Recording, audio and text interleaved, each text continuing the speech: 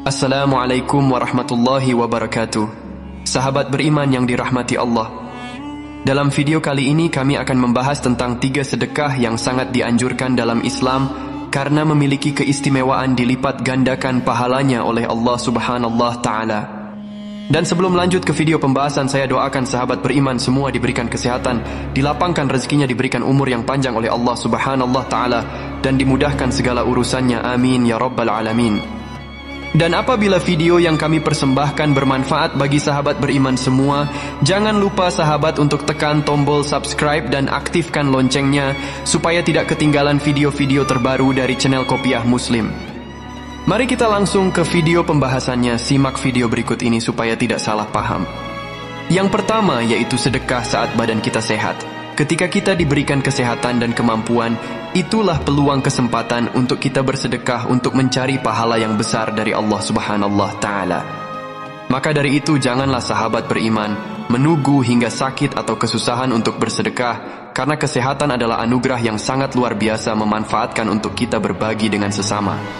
Hal ini berbeda dengan sedekah yang dilakukan seseorang yang sudah merasa ajalnya sudah dekat, atau keadaan lagi sakit di mana harta menjadi kurang berharga sehingga mudah untuk dikeluarkan.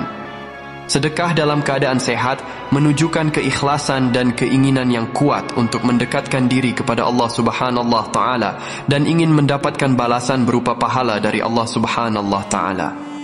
Berdasarkan hadits dari Abu Hurairah berkata bahwa telah datang seorang laki-laki kepada Nabi Muhammad Shallallahu Alaihi Wasallam lalu bertanya, sedekah apakah yang paling besar pahalanya di sisi Allah Subhanahu wa Ta'ala?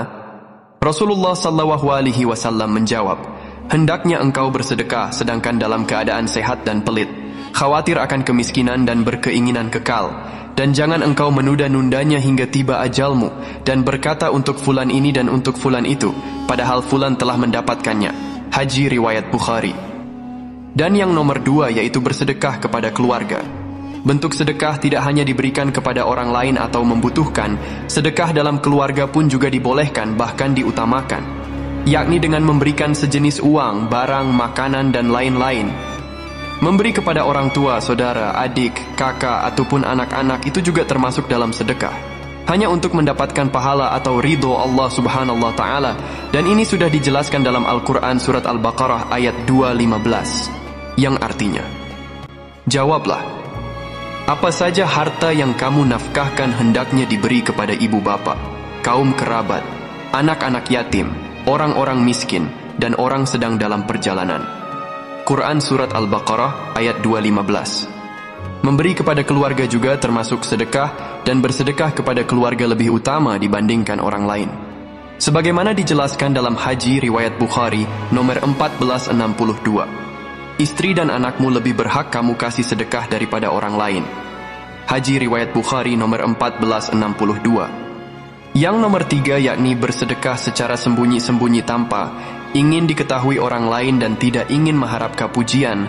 Sedekah secara sembunyi-sembunyi adalah salah satu cara untuk menghindari ria. Yang dimaksud adalah sedekah berupa harta, benda, makanan, tanpa harus memberitahu orang lain bahwa kita pernah bersedekah kepada si A. Ketika kita ria, maka kita sama saja dengan menyakiti hati yang telah menerima sedekah kita.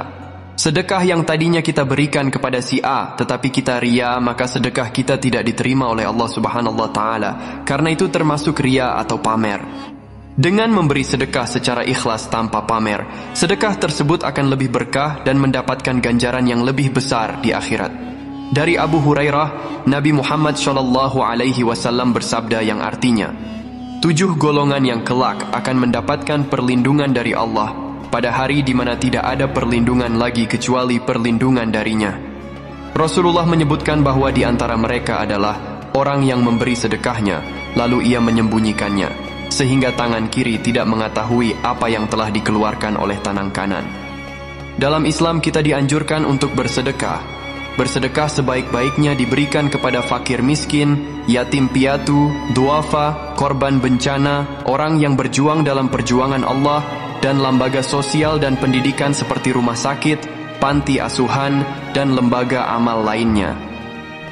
Seperti itulah 3 sedekah yang pahalanya dilipat gandakan oleh Allah Subhanahu wa Ta'ala. Bersedekah tidak membuat kita merenggut kemiskinan, bahkan sebaliknya dengan kita bersedekah dapat membuat harta kita menjadi berlimpah. Dalam hadits riwayat Muslim nomor 2588 yang berbunyi, sedekah itu tidak akan mengurangi harta. Tidak ada orang yang memberi maaf kepada orang lain, melainkan Allah akan menambah kemuliaannya, dan tidak ada orang yang merendahkan diri karena Allah, melainkan Allah akan menggunakan derajatnya. Hadis riwayat Muslim nomor 2588.